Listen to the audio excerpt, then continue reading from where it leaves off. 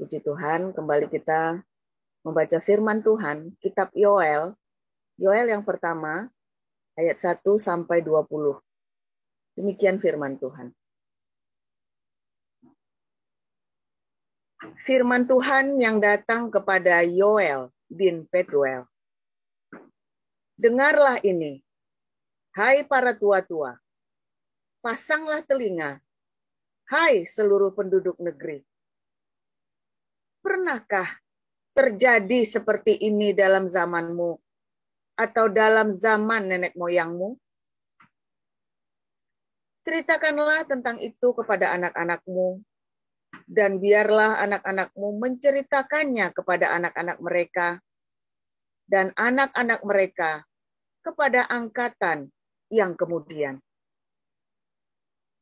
Apa yang ditinggalkan belalang, pengerit telah dimakan belalang pindahan.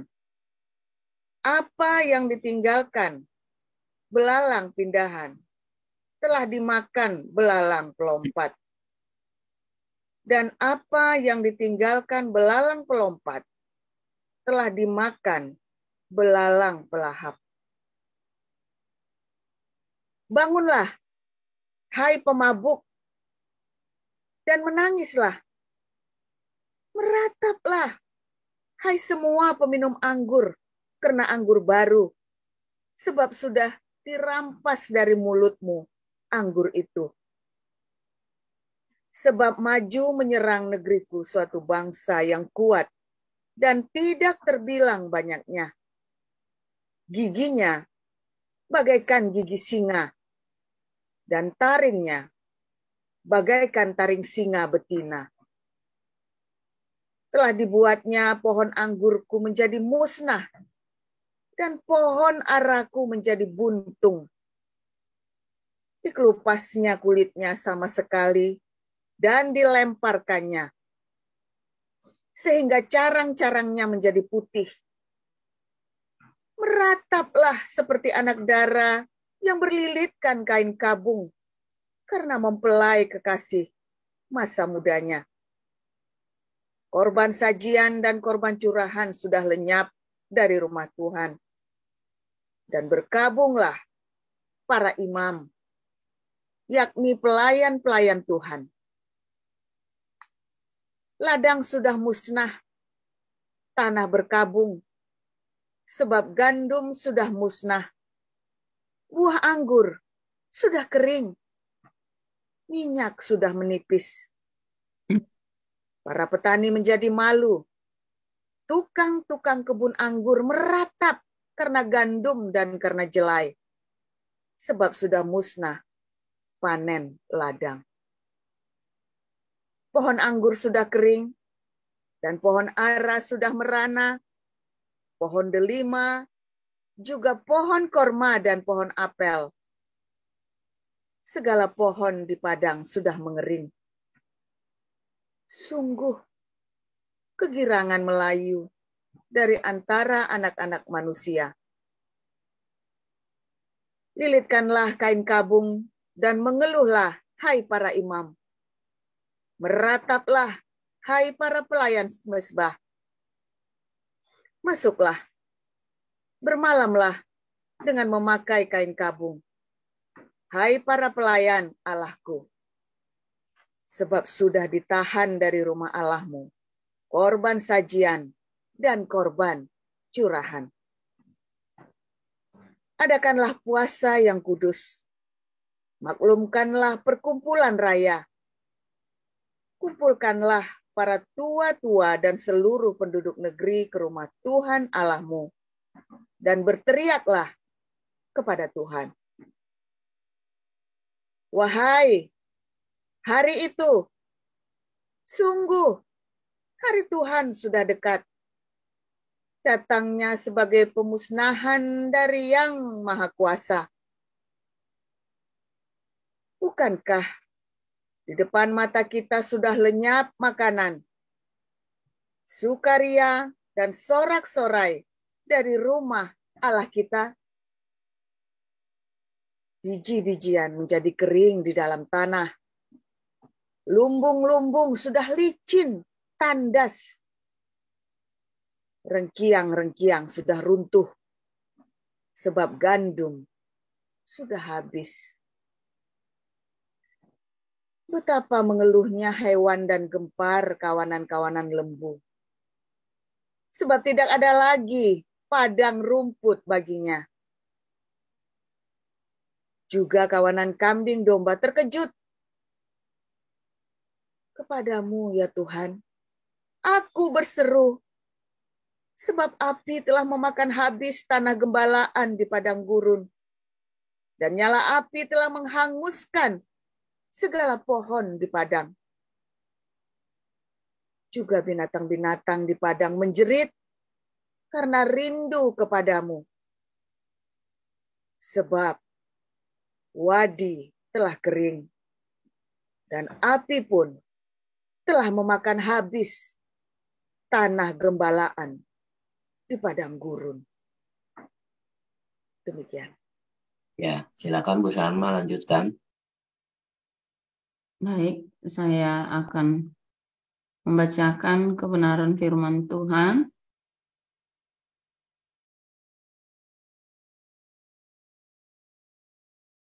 Yang terambil dari kitab Lukas 11 sampai ayat 1 sampai 23. Beginilah firman Tuhan. Pada suatu kali Yesus sedang berdoa di salah satu tempat. Ketika ia berhenti berdoa, berkatalah seorang dari murid-muridnya kepadanya, Tuhan, ajarlah kami berdoa, sama seperti yang diajarkan Yohanes kepada murid-muridnya. Jawab Yesus kepada mereka, apabila kamu berdoa, katakanlah, Bapa, dikuduskanlah namamu, datanglah kerajaanmu, berikanlah kami setiap hari makanan kami yang secukupnya, dan ampunilah kami akan dosa kami, sebab kami pun mengampuni setiap orang yang bersalah kepada kami, dan janganlah membawa kami ke dalam pencobaan. Lalu katanya kepada mereka, jika seorang di antara kamu pada tengah malam pergi ke rumah seorang sahabatnya dan berkata kepadanya, Saudara, pinjamkanlah kepadaku 3 roti, sebab seorang sahabatku yang sedang berada dalam perjalanan singgah ke rumahku, dan aku tidak mempunyai apa-apa untuk dihidangkan kepadanya. Masakan ia yang di dalam rumah itu akan menjawab, jangan mengganggu aku, pintu sudah tertutup dan aku serta anak-anakku sudah tidur. Aku tidak dapat bangun dan memberikannya kepada saudara. Aku berkata kepadamu, sekalipun ia tidak mau bangun dan memberikannya kepadanya karena orang itu adalah sahabatnya, namun karena sikapnya yang tidak malu itu, ia akan bangun juga dan memberikan kepadanya apa yang diperlukannya. Oleh karena itu aku berkata kepadamu, mintalah, maka akan diberikan kepadamu. Carilah, maka kamu akan mendapat. Ketoklah, maka pintu akan dibukakan bagimu. Karena setiap orang yang meminta, menerima, dan setiap orang yang mencari, mendapat, dan setiap orang yang mengetok, baginya pintu dibukakan. Bapa manakah di antara kamu, jika anaknya minta ikan daripadanya, akan memberikan ular kepada anaknya itu ganti ikan? Atau jika ia minta telur, akan memberikan kepadanya kalajengking? Jadi jika kamu yang jahat tahu memberi pemberian yang baik kepada anak-anakmu, apalagi Bapamu yang di surga, ia akan memberikan Roh Kudus kepada mereka yang meminta kepadanya. Pada suatu kali Yesus mengusir dari suatu setan yang membisukan. Ketika setan itu keluar, orang bisu itu dapat berkata-kata. Maka heranlah orang banyak. Tetapi ada di antara mereka yang berkata, ia mengusir setan dengan kuasa Beelzebul, penghulu setan. Ada pula yang meminta suatu tanda dari surga kepadanya untuk mencobai dia. Tetapi Yesus mengetahui pikiran mereka lalu berkata, setiap kerajaan yang terpecah-pecah pasti binasa, dan setiap rumah tangga yang terpecah-pecah pasti runtuh. Jikalau iblis itu juga terbagi-bagi dan melawan dirinya sendiri, bagaimanakah kerajaannya dapat bertahan? Sebab kamu berkata bahwa aku mengusir setan dengan kuasa Beelzebul. Jadi jika aku mengusir setan dengan kuasa Beelzebul, dengan kuasa apakah pengikut-pengikutmu mengusirnya? Sebab itu merekalah yang akan menjadi hakimmu. Tetapi jika aku mengusir setan dengan kuasa Allah, maka sesungguhnya kerajaan Allah sudah datang kepadamu. Apabila seorang yang kuat dan yang lengkap bersenjata menjaga rumahnya sendiri, maka amanlah segala miliknya. Tetapi jika seorang yang lebih kuat daripadanya menyerang dan mengalahkannya, maka orang itu akan merampas perlengkapan senjata yang diandalkannya dan akan membagi-bagikan rampasannya. Siapa tidak bersama aku, ia melawan aku, dan siapa tidak mengumpulkan bersama aku, ia mencerai-beraikan. Demikian. Iya, silakan Pak Utomo lanjutkan.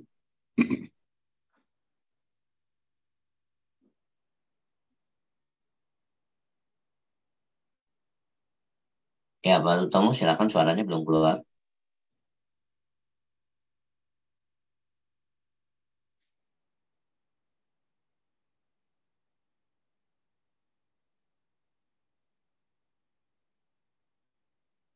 Pak Utomo suaranya belum keluar, Pak Utomo.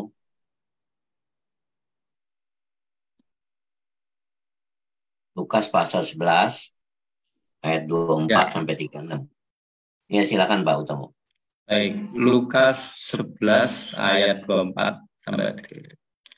Apabila roh jahat keluar dari manusia, ia pun mengembara ke tempat-tempat yang tandus mencari perhentian, dan karena ia tidak mendapatnya, ia berkata, aku akan kembali ke rumah yang telah kutinggalkan itu. Maka pergilah ia dan mendapati rumah itu bersih, tersapu, dan rapi teratur. Lalu ia keluar dan mengajak 7 roh lain yang lebih jahat daripadanya, dan mereka masuk dan berdiam di situ. Maka akhirnya keadaan orang itu lebih buruk daripada keadaannya semula. Ketika Yesus masih berbicara, berserulah seorang perempuan dan dari antara orang banyak dan berkata kepadanya, berbahagialah ibu yang telah mengandung engkau dan susu yang telah menyusui engkau. Tetapi ia berkata, yang berbahagia ialah mereka yang mendengarkan firman Allah dan yang memeliharanya. Ketika orang banyak mengerumuninya, berkatalah Yesus, angkatan ini adalah angkatan yang jahat. Mereka menghendaki suatu tanda, tetapi kepada mereka tidak akan diberikan tanda selain tanda Nabi Yunus. Sebab seperti Yunus menjadi tanda untuk orang-orang Niniwe, demikian pula lah Anak Manusia akan menjadi tanda untuk angkatan ini. Pada waktu penghakiman, Ratu dari Selatan itu akan bangkit bersama orang dari angkatan ini, dan ia akan menghukum mereka. Sebab Ratu ini datang dari ujung bumi untuk mendengarkan hikmat Salomo, dan sesungguhnya yang ada di sini lebih daripada Salomo. Pada waktu penghakiman, orang-orang Niniwe akan bangkit bersama angkatan ini, dan mereka akan menghukumnya. Sebab orang-orang Niniwe itu bertobat waktu mereka mendengarkan pemberitaan Yunus.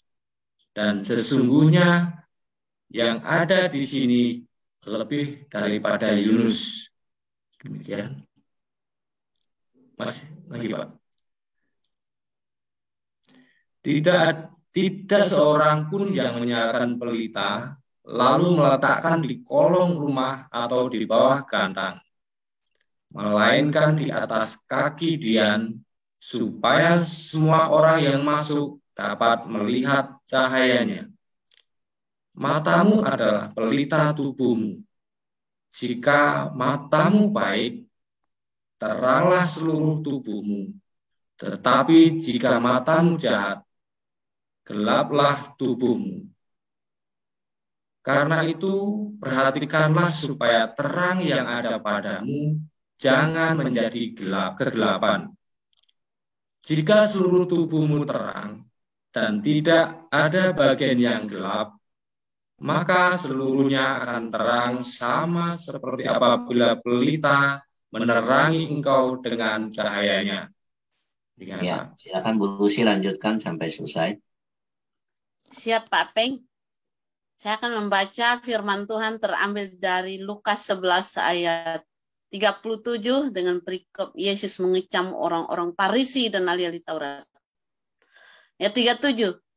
Ketika Yesus selesai mengajar, seorang Farisi mengundang dia untuk makan di rumahnya. Maka masuklah ia ke rumah itu, lalu duduk makan. Orang Farisi itu melihat hal itu dan ia heran. Karena Yesus tidak mencuci tangannya sebelum makan. Tetapi Tuhan berkata kepadanya, "Kamu orang-orang Farisi, kamu membersihkan bagian luar dari cawan dan pinggan. Tetapi bagian dalammu penuh rampasan dan kejahatan. Hai orang-orang bodoh, bukankah dia yang menjadikan bagian luar?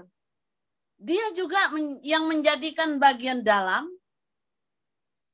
Akan tetapi, berikanlah isinya sebagai sedekah. Dan sesungguhnya semuanya akan menjadi bersih bagimu. Tetapi, celakalah kamu, hai orang-orang Farisi, sebab kamu membayar 1/10 dari selasi, ingu dan segala jenis sayuran. Tetapi kamu mengabaikan keadilan dan kasih Allah. Yang satu harus dilakukan, dan yang lain jangan diabaikan. Celakalah kamu, hai orang-orang Farisi, sebab kamu suka duduk di tempat terdepan, di rumah ibadat, dan suka menerima penghormatan di pasar. Celakalah kamu, sebab kamu sama seperti kubur yang tidak memakai tanda. Orang-orang yang berjalan di atasnya tidak mengetahuinya. Seorang dari antara ahli-ahli Taurat itu menjawab dan berkata kepadanya, "Guru, dengan berkata demikian, engkau menghina kami juga." Tetapi ia menjawab, "Celakalah kamu juga, hai ahli-ahli Taurat, sebab kamu meletakkan beban-beban yang tak terpikul pada orang. Tetapi kamu sendiri tidak menyentuh beban itu dengan satu jari pun. Celakalah kamu, sebab kamu membangun makam nabi-nabi, tetapi nenek moyangmu telah membunuh mereka.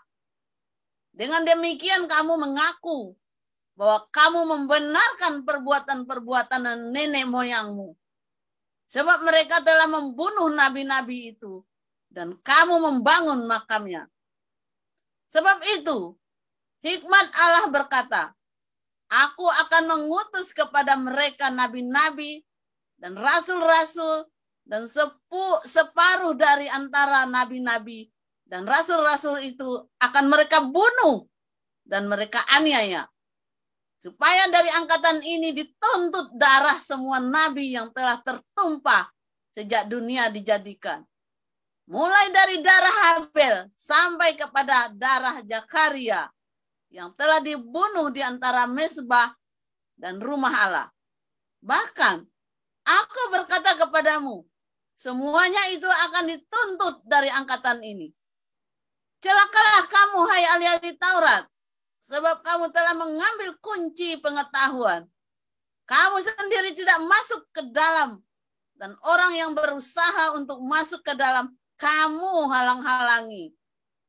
Dan setelah Yesus berangkat dari tempat itu, ahli-ahli Taurat dan orang-orang Farisi terus-menerus mengintai dan membanjirinya dengan rupa-rupa soal. Ayat 54. Untuk itu, mereka berusaha memancingnya supaya mereka dapat menangkapnya berdasarkan sesuatu yang diucapkannya.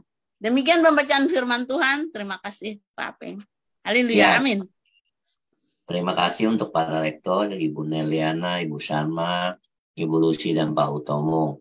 Kita akan mendengarkan renungan firman Tuhan pagi hari ini dengan judul Belalang Pelahap. Silakan Pastor Paul.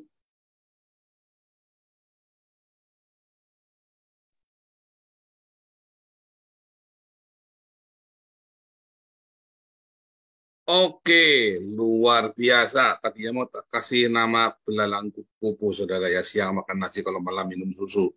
Luar biasa. Tapi kita kasih judulnya belalang pelahap saja. Saudara, kita baca satu lagi ya. Maliaki 3 ayat 10. Minta siapa? Pak Mulya atau Pak Yuda tadi? Minta tolong baca Maliaki 3 ayat 10. Ya, wah ini. Dilapin ya, nggak kelihatan.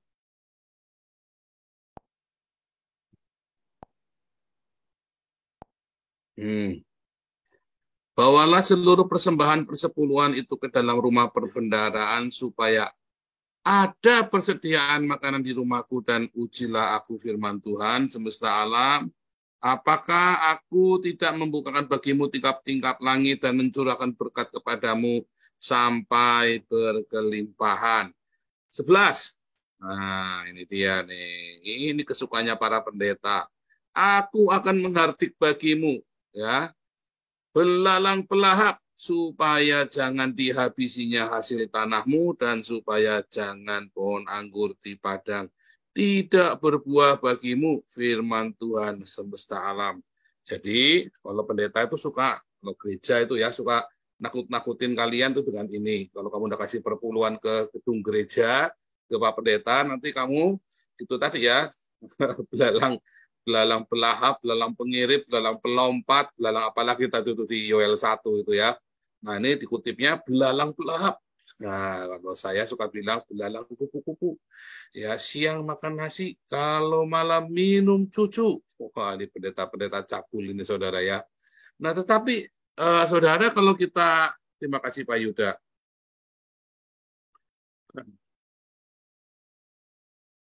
Ya. Tapi saudara, kalau kita amatin, saudara ya, sebenarnya tadi di Maliaki 3 ayat 10, ada kata supaya ada persediaan makanan bagi ya di rumahku, ada persediaan makanan. Ya, kalau orang-orang Tionghoa itu suka kasih buah, apel, ya, apalagi salak, buku yang awet-awet itu ya, taruh di meja nyolos, meja sembayangan, saudara. Wah itu 1 bulan itu saudara baru diangkat itu sampai isinya lalat buah itu ya, kalau malas ngangkat itu ya, isinya lalat buah. Ini kadang-kadang kalau lagi Imlek atau Cap Gome itu nanti kasih wah ayam ya, 1 ekor ayam lagi, ayamnya kalau nggak 2 kanan kiri ya, lagi ayamnya kasihan itu ya saudara ya, sampai garing nggak ada yang makan saudara. Itu ayamnya enak sekali, ayam itu ayam Arab lalu diangkat terus disajikan begitu saudara. Ya, itu ayam Arab. Nanti kalau lagi wah, pokoknya enak-enak di meja nyolo itu ya. Saya sampai ngeces itu kalau ngelihat apa namanya engkong saya dulu bikin begituan ya. Waduh, saya sampai ngeces. Baunya itu semerbak sampai kemana-mana, saudara. Ya, tapi kan posisinya itu dupa di mana-mana, dikasih dupa, saudara ya, dupanya di mana-mana. Nah, itu kalau Anda berpikir supaya ada persediaan makanan di rumahku, maunya pendeta tuh yang kayak gitu cuma buat pajangan doang, saudara ya, buat pajangan. Tuh, pendeta-pendeta Kristen juga sama.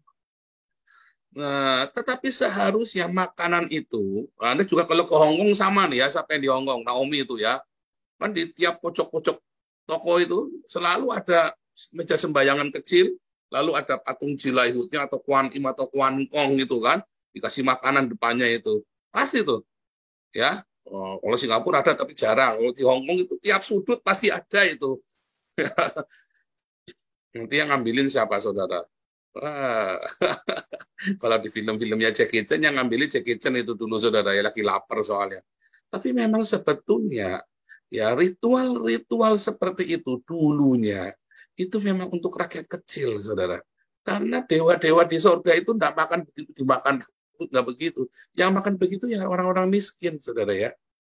Nah, jadi sama di dalam ritual-ritual orang Yahudi maupun orang di tanah Kanaan, ya ketika mereka mempersembahkan makanan yang enak-enak itu di meja sajian di rumah dewa-dewa mereka, kalau Anda baca Kisah Rasul 15, dikatakan, apa saudara? Jangan makan makanan bekas berhala, saudara ya. Yang sudah dipersembahkan kepada berhala itu.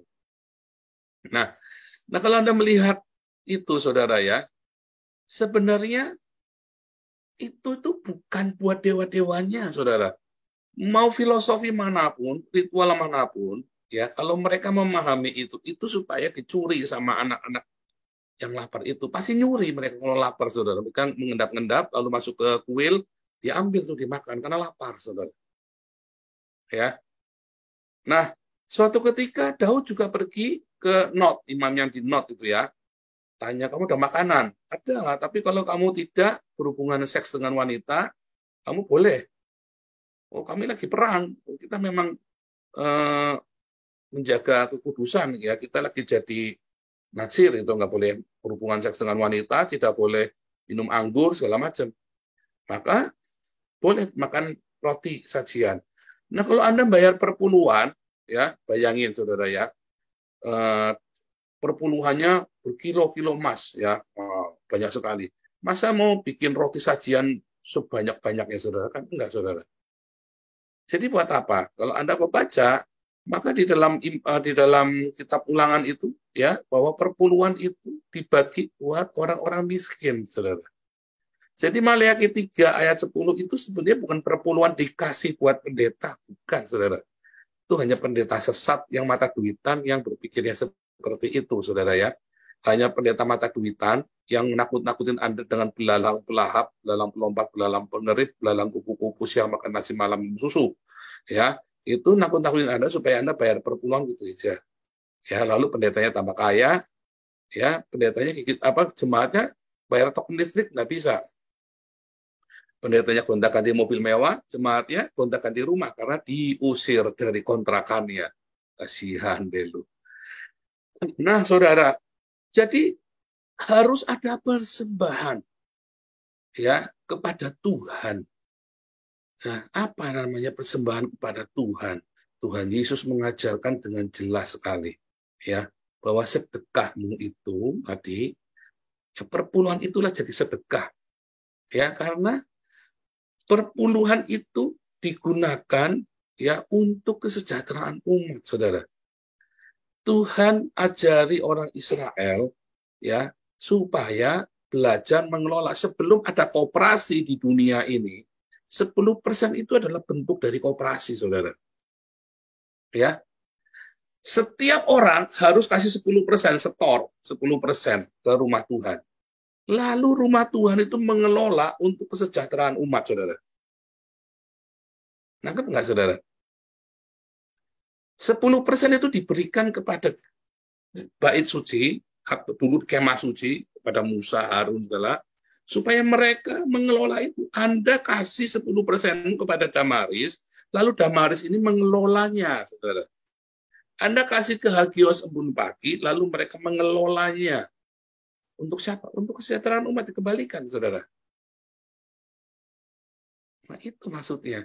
Itu kan koperasi juga seperti itu. Keuntungannya dibagi untuk rakyat. Sehingga tidak, itulah namanya jaminan sosial. Sebelum Belanda mengenal jaminan sosial, ya ada verzekering, ya kan?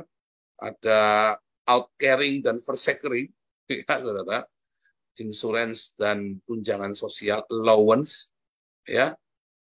Alkitab sudah mengajarkannya terlebih dahulu. Makanya gereja-gereja di Belanda yang bukan Katolik ya, yang bukan Katolik. Ya, semua perpuluhan itu dipakai untuk charity lagi, saudara, disumbangkan lagi mereka. Wah, kaya mereka, saudara ya. Anda ingat Perang Dunia Kedua, ya, termasuk gereja Katolik. Nah, kalau dalam Perang Dunia termasuk gereja Katolik. Gereja Katolik paling kaya di seluruh dunia, saudara. Duitnya paling banyak. Makanya ketika terjadi kasus pedofilia di Eropa, ya, Romo-Romo itu, pemerintah nggak berani ganggu, saudara. Sampai Paus Francis marah, ya. Wah, ngamuk Paus Francis. Ditangkap itu kardinal yang terkenal, ya, kardinalnya, terus ada Romo yang pakai peto emas, wah, ditangkap, saudara. Tetapi gereja Katolik itu membuka lumbung-lumbung keuangannya itu buat membangun Eropa, saudara. Gereja baik gereja Lutheran, gereja semua gereja itu kaya-kaya, saudara. Dan itu dipakai untuk membangun Eropa, dan sistem allowance itu belajar dari gereja. Tidak ada orang miskin di Eropa, nggak ada, saudara. Serius, saudara. Kalau yang miskin itu dari Eropa Timur yang ilegal kemari, atau orang Arab yang ilegal di sini, saudara. Kalau kamu legal di sini, tidak akan miskin. Sak miskin-miskinnya saya, saudara ya. Ya, sak miskin-miskinnya saya, dia punya rumah, saudara ya. Nggak mungkin sampai keleleran. Sak miskin-miskinnya saya pakai baju. Nggak mungkin saya lontang-lantung di jalan kedinginan. Sak miskin-miskinnya saya, pasti saya pakai sepatu hangat. Ditanya, anak saya pasti sekolah, saudara. Sak miskin-miskinnya saya. Kalau sampai anak nggak sekolah, saya masuk penjara, saudara. Dimarahin. Berarti kamu orang tuanya nggak benar, kamu rese, orang kamu diapain anakmu itu. Oh, dimarahin, saudara. Lawang kemarin anak saya bobotnya naik sedikit saja. Saya bilang, oh iya itu karena kurang gerak itu. Wah, dipanggil sama psikiater bolak-balik ya. Dikira anak saya stres, saudara. Cuma bobotnya naik. Ini namanya lagi puber. Oh, lagi puber kan bobotnya naik, saudara. Di mana-mana. Coba sampai lagi puber malah tambah habis. Ya, lagi puber, kalau laki-laki lagi puber kurus. Kecuali laki-laki ini ada setorannya, saudara. Ya, pasti tambah gemuk, hati-hati ya. Kalau Anda punya anak laki-laki lagi puber lalu tambah subur, ya, waduh, Anda harus hati-hati, saudara. Ya, ada setorannya itu. Simbiosis apa namanya, simbiosis metabolismenya lancar itu, berarti itu hati-hati, saudara. Tapi kalau anak perempuan, ya, kalau dia lagi puber, ya pasti dia saya dipanggil bolak-balik, saudara, sama anak dia suruh ke psikiater ini segala macam. Nah, kita nggak ada masalah di rumah, kita bingung, saudara ya. Lalu anak saya kan ya biasa kan, karena pengen nyoba, pengen tahu, itu kan barang baru buat dia kan, konsul psikiater apa segala macam. Apa jangan bilang begitu, bilang iya ada masalah. Lalu kalau ada masalah nanti papa dimarahi, enak aja kamu. Ini kena bapaknya nggak bener kamu. Aduh, anak ini biasa jadi perhatian. Ya biasa lagi ibu ada saja. Apalagi di sini psikiaternya gratis, saudara ya, dia seneng. Musuhnya akhirnya dia kasih fitness gratis, apalagi renang gratis. Waduh, akhirnya ya tetap dikasih, saudara, coba bayangin. Itu perpuluhan gunanya, saudara. Mulai dari 10%. Lalu ada persembahan tatangan, persembahan apalagi macam-macam. Saya nggak mau suruh Anda perpuluhan, saudara. Tapi memang perpuluhan itu adalah awal. Anda nggak mungkin bilang, oh, saya sudah 100%. Tetapi kamu sendiri tiap bulan, ya, nggak pernah menabur, saudara. Semiskin apapun. Bahkan orang miskin, saudara. Perpuluhan. Semiskin apapun. 2,5%, Pak, pelit amat. Para ini memang pelit, saudara. 2,5%. Saat pelit-pelitnya Yahudi 10% loh, saudara. Sepelit-pelitnya. Apakah sekarang orang Yahudi bayar perpuluhan? Enggak, saudara. Tetapi mereka mendermakan 10% langsung untuk charity, saudara. Tidak ada perusahaan Yahudi ya yang tidak charity, saudara. Ya, itu rahasianya orang Yahudi. Dan selalu ada dulu saya pernah bilang, ya, saya sering bilang, di kampus di Haifa itu, ya, setiap kelas di 4 sudutnya ada tulisan, there is no poor among us. Yes, wah, saya rema sekali itu baca nih, wah, ini ulangan 15 ayat 7 nih. Kisah Rasul 4 ayat 34. Tak ada yang kekurangan di antara kita. Anda nggak usah ngakal-ngakalin, saudara. Kalau memang Anda butuh bantuan, bilang. Kalau Anda butuh sesuatu, bilang, saudara. Nggak usah ngakal-ngakalin, putar-putar Anda. Tapi Anda jangan ide. Siapa punya kekurangan dalam komunitas kita, itu kewajiban dari komunitas ini untuk merawat setiap orang kita. Tetapi jangan ide satu-satu diminta nih, saudara. Tidak baik. Ya. Juga itu ada aturannya juga ya. Makanya dibilang selalu apa, saudara? Setiap tahun ketiga, bagus namun udah 3 tahun sekali kita buka kolektornya, saudara, bagi-bagi makannya. Setiap tahun ketiga, saudara, itu ada aturannya diajari. Supaya apa, saudara? Supaya apa? Kenapa setiap tahun ketiga? Supaya kamu kerja. Dalam 3 tahun, kalau kamu benar-benar kekurangan, kamu kan disuplai, saudara. Untuk setahun. Setahun, saudara. Itu kan mereka bahan pertanian, suplainya semua. Uangnya itu bukan dikasih uang begitu, saudara. Enggak dikasih roti, dikasih gandum, saudara. Makanya tidak ada yang kekut, tidak ada orang miskin. Tidak ada orang Yahudi miskin di Israel. Kalau orang non-Yahudi banyak, ya. Orang Palestina, orang-orang banyak, saudara, yang miskin, orang Beduin, orang apa itu ya. Tapi kalau orang terus itu ya, tapi kalau orang Yahudi di Israel tidak ada yang miskin. Itu sudah, there is no poor among us. Dan saudara, itu pesan yang luar biasa sekali. Harusnya dalam komunitas itu seperti itu, ya. Anda lapor diri kalau ada kekurangan. Tetapi Anda jangan either satu-satu di dalam ini ada 99 orang nih ya, satu-satu di chat satu-satu. Tolong saya belum makan, semua itu satu. Tolong saya mau ke rumah sakit. Jangan, saudara. Itu tidak baik. Nanti kalau yang begitu, nanti saya pesan sama tadi ya, sama Bu Sarma tadi. Bu Sarma kalau yang gitu-gitu, nanti sampai ke chat gitu, nanti kita bikin ngasihnya 3 tahun sekali saja. Bagus, mau kasih sembakonya 3 tahun sekali saja, kalau yang suka itu begitu. Ini siapa yang ngomongin nakal nih, Rosen Ababan, ternyata belalangnya pendetanya. Ternyata pada belalangnya pendetanya, karena Anda pelit kan? Karena Anda pelit, ngarep-ngarep surga, akhirnya Anda diakali sama pendetamu. Benar. Terus kamu pelit, ya kan, pengen masuk surga. Ya kan, dasar ini orang-orang Tionghoa ini kan. Orang-orang Tionghoa ini kan pelit-pelit pengen masuk surga, saudara. Malah akhirnya ditipu sama biksunya, ditipu sama pendetanya kan. Masih duit sama biksu, ya bantai, bantainya naik jet, saudara. Kamu pendeta juga gitu kan, ditipu sama Gilbert kan kamu kan, karena kamu pelit pengen masuk surga. Siapa kamu diakoni yang benar? Tuhan akan mengusir itu belalang-belalang itu, saudara. Iya kan? Termasuk belalang pendeta, saudara. Termasuk pendeta belalang atau belalang pendeta, saudara ya. Kalau belalang pendeta bukan belalang hitam itu, saudara ya, satria baja hitam. Termasuk satria baja itu diusir, satria belalang itu malah diusir, saudara. Pokoknya tidak ada belalang di antara kita. Ya, saudara ya, itu simpel sekali, saudara. Mulailah dari 10%. Kamu tabur ke Hagios, ke Damaris, ya. Karena itu semua, itu adalah untuk kesejahteraan umat. Ya, saudara ya. Setuju nggak? Setuju dong. Yang bilang setuju, ayo diviralkan, saudara ya. Diviralkan. Karena perpuluhan itu bukan buat kesejahteraan. Pendeta beli Ferrari, naik pesawat jet pribadi, terkutuklah mereka, saudara.